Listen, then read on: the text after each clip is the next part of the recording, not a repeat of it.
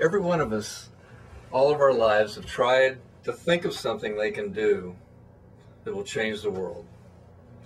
I actually found an idea, and it goes along the lines of the idea that if you empower just the women in a developing country, if you give them just a little bit of a chance, those developing countries, which make up most of the population of our world, can rise significantly when you do one thing, and that is to decrease the number of children per woman. And I will show you some graphs that demonstrate that very clearly. It will make an enormous difference in the rest of the world, maybe even within your lifetime. According to these numbers on these graphs, we can make that change that fast.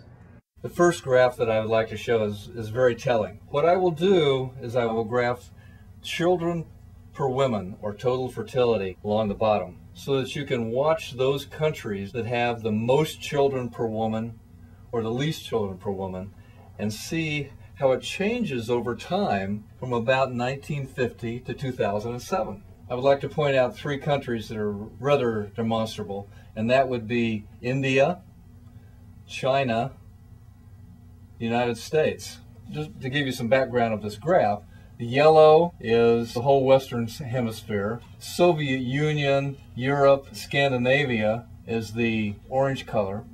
The red, China and the Orient. The light blue is India and its surrounding countries. And Africa, sub-Saharan Africa, is the dark blue. The light green is Saharan and Northern Africa.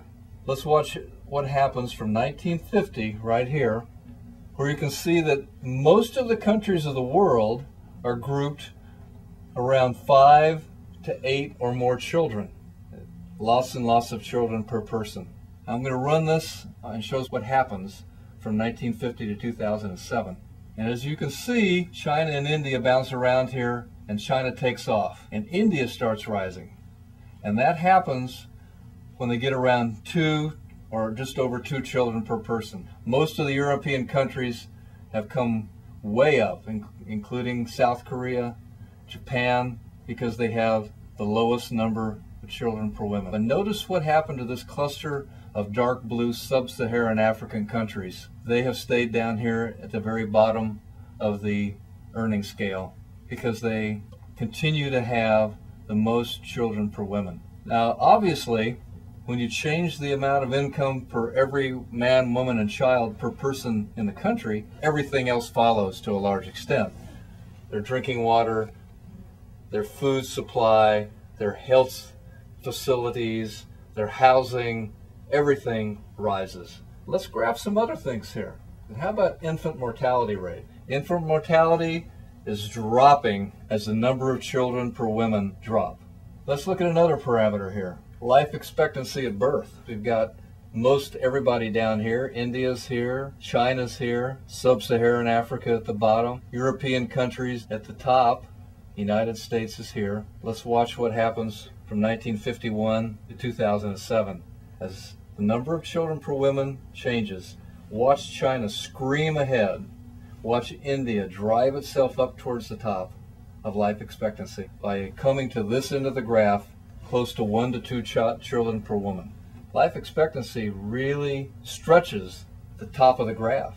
Okay, this is primary completion rate. This is the percentage of students completing the last year of primary school, calculated by taking the total number of students in the last grade. This is starting in 1989 to the present, and graphing it against children per woman. And we can watch everything rises as the number of children per woman is less. Income per person, infant mortality, health, education, drinking water, malaria, housing, everything else follows if you empower women to control their families, because that's where it all starts. That's the human condition. There are not enough resources to have hospitals and invasive procedures to enable women to stop the number of children they have.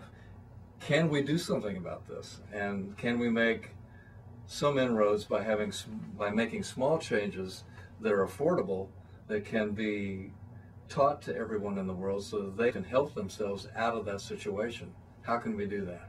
So what I would like to propose is a way to change the world dramatically by empowering women to be able to control the number of children they have, and thereby controlling a lot of other things about their society.